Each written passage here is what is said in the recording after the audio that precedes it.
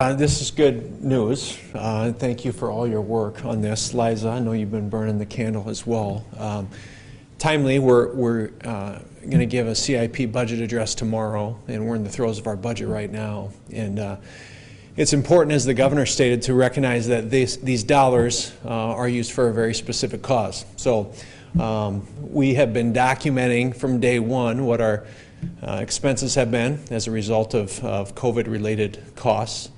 And we'll use what we need, and what we don't, we won't, kind of in true South Dakota fashion. I want to also say, to the governor's point about the sales tax ramifications, I think part of that is because of the approach that we took in South Dakota, the governor's approach with COVID, and we're the only state in the country that didn't, quote, shut down. And there were tense moments on that. It was tough in Sioux Falls for a while, and I want to tip my hat to the governor for the approach we took in our state, because I think we come into this strong and will probably emerge a lot quicker than a lot of other states will as a result of our approach. So the funds are appreciated. We will definitely put them to good use, and we look forward to working with Liza, your team. Sean Pritchett, my finance director, is here. I know he's spent a lot of time on this as well. And so thank you. Thanks for the work you put into this. I would certainly take any questions you may have for the city related to this.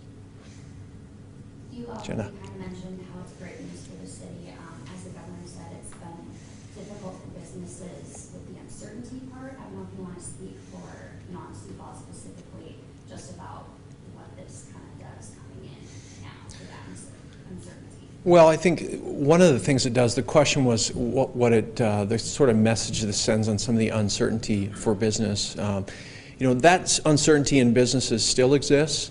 I will say that there does seem to be an appetite, at least in Sioux Falls, for us to get the cash registers ringing again. And I think this is sends a strong message as well to say, hey, the city is going to have some funds that we will be able to be made whole on some of our expenses, which will allow us in turn to provide the services that those businesses need to continue to do what they do and to operate successfully. So there does just seem to be an optimism in the economy right now overall. I was downtown Saturday night with a couple of our law enforcement officers walking around downtown, and there's a lot of people downtown.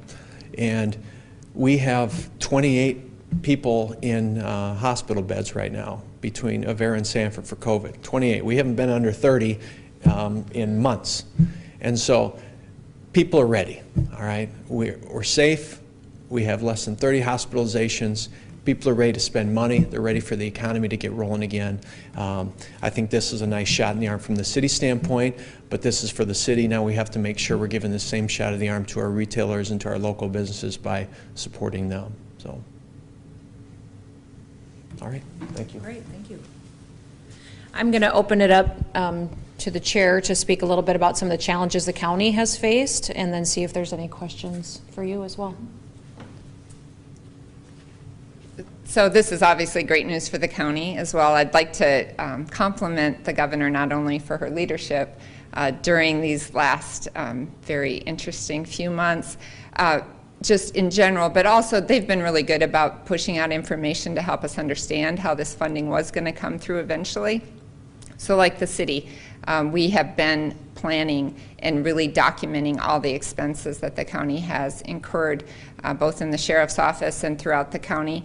And there have been some, and we are really looking forward to the fact that those expenses will be covered, and that we can, like the city, utilize the money that is available to the county generally, which is property taxes. The county doesn't get sales taxes for the most part, except a limited alcohol tax. So it's really helpful to us. We spent 2 days in budgeting last week, looking ahead to our 2021 budget, and so now having some certainty about how these expenses are going to be covered is really helpful to us.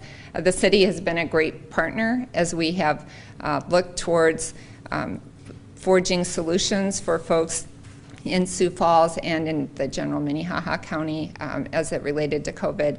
And so between the two of us, we have been able to cover those expenses, but it's great to know that that the federal government will be helping cover a lot of those. So with that, I'd open it up to any questions folks have. Okay, thank you. Thank you. And one of the areas that's being addressed with some of this funding is public safety. So we all know how important our law enforcement is and the extra duties that they have had during the last several months, just helping to protect the public, go above and beyond to make sure that they were taken care of and that folks had information and were available to help the public. So with that, I'll turn it over to Sheriff Milstead and see if he has some comments for you today. Thank you, Governor. Just a couple real quick ones. What is a sheriff's office? What's our additional expenses in something like this? And if you'll recall, when there were daily news briefings from the room, the media room right next to the Law Enforcement Center, Emergency Operations Center, we were in there day in and day out to try to address the COVID crisis. Now, that's city, state, and county officials. It's the police department, the sheriff's office, the health department, human services, trying to set up housing for people. In particular, some of the most vulnerable people in our community needed housing. Many had been exposed to COVID, some were COVID positive, really didn't have a place to isolate or quarantine. So watching how the city and county and state work together to provide adequate housing for the vulnerable population and those that really were struggling. Finding housing for police officers, deputy sheriffs that would be exposed or COVID positive but needed a place to stay.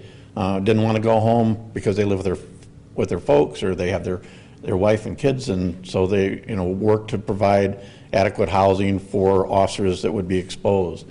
One of the great things in the EOC operation is because it's a room about this size, you're able to ask those questions. So we would, for example, for our jail environment, want to provide even a more disinfected, sterile environment for inmates and our staff.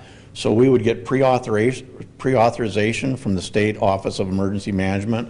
We would say, for example, here's the equipment we'd like to buy for the jail to provide additional levels of cleaning.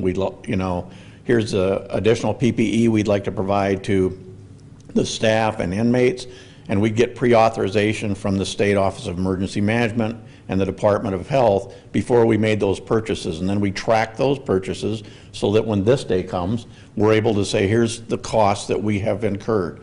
I like the fact that the governor said we get up to $13 million. I don't know that the county has $13 million of expenses. And like the mayor said, my guess is we're gonna ask reimbursement for what our true expenses were. And that's why we carefully track it. This isn't a windfall for anybody. I think about our struggling small businesses, our people out in the county in the ag business, especially with the Smithfield closing and other packing plants. It's putting a real hardship on them. And so these were difficult times for all of us. In our jail environment, I will tell you that we're still probably between half and a third quarantined of the whole jail. And we do that to try to keep our inmates and our staff safe. So even though we only have a handful of cases of COVID positive individuals in custody, I have a 400-bed jail, soon to be a 700-bed jail. And I need to be able to assure safety of inmates and the public through, and our staff through keeping people isolated when I need to. So those are the types of expenses we have, but we track them very carefully. We'll spend those dollars wisely, and we appreciate Governor. And also, Congress won't listen to the sheriff from South Dakota, but I'll tell you that I'm a strong supporter of saying that those funds coming to the state of South Dakota need to have the flexibility for you to use them as you see fit. And if it's lost revenue, if the state needs to get back on their feet to be able to provide critical services, I mean, that's, if I could speak to them, that's what I would be telling them. So I'll take any questions that you might have for me. Thank you. One of the things that I would remind everybody about is that we are not done with the virus. The virus will be around and with us for quite some time, and that we are going to stay prepared and have resources in place to help serve the public throughout that. I do anticipate that we'll continue to see positive cases and people need elevated levels of health care. But this is the first step. This is the first step in making sure that these cities and counties have some resources available to them to start getting some reimbursement back on what their costs have been, and make sure that we're maintaining that infrastructure to take care of people as we go through the coming months.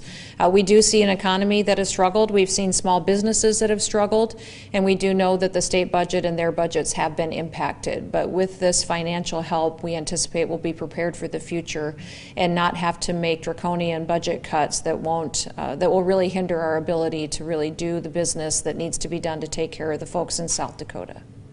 So with that, let's open it up to any questions.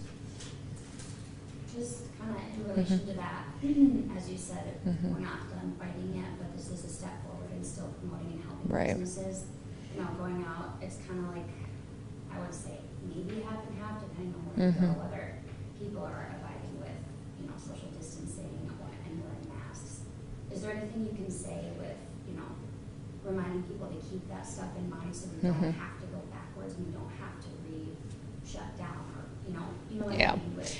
No, so all of our communication from the state to the folks of South Dakota is to still be smart, to still continue to keep some of those mitigation measures in mind when they're out and about, that we still encourage them to socially distance when possible, to practice good hygiene, and to make sure that they're taking care of their families. Personal responsibility is still going to be incredibly important as we go through the coming months. And then we as a state and as healthcare systems and as entities need to make sure that we're prepared for whatever comes our way. You know, I've been pretty palms up with people that I anticipate that we'll see days of elevated positive cases.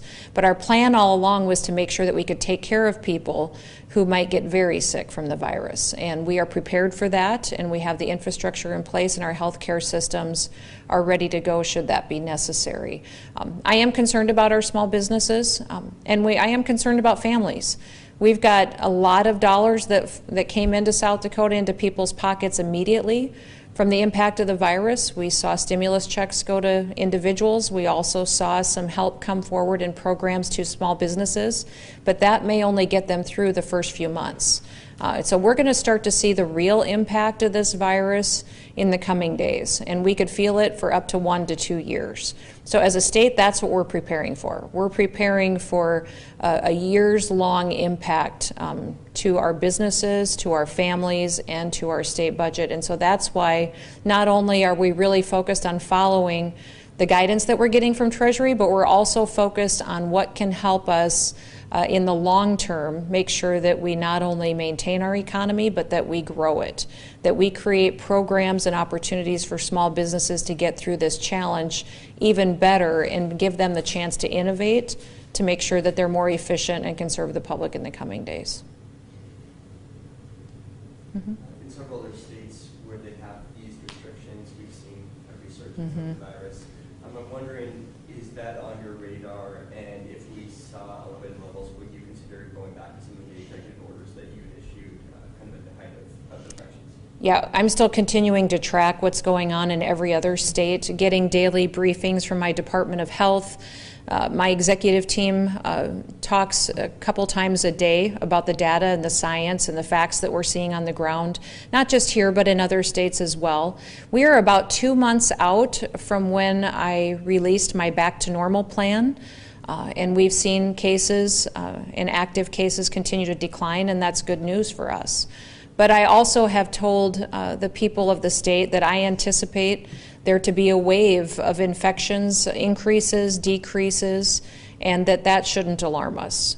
What we needed to do with our modeling and with our data that we put into place was to be prepared to take care of people who needed hospital beds, who needed ICUs, who needed ventilators. And we have that capacity if someone does need that kind of health care. We continue to have that today. So that's good news, and we're going to maintain that capacity and make sure that it's there, but we can't let people think that we're still not dealing with the virus. We will be dealing with this virus for many, many months to come.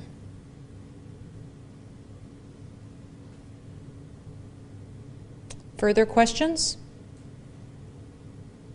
Okay. All right, thank you so much for coming. We appreciate it. Have a wonderful day.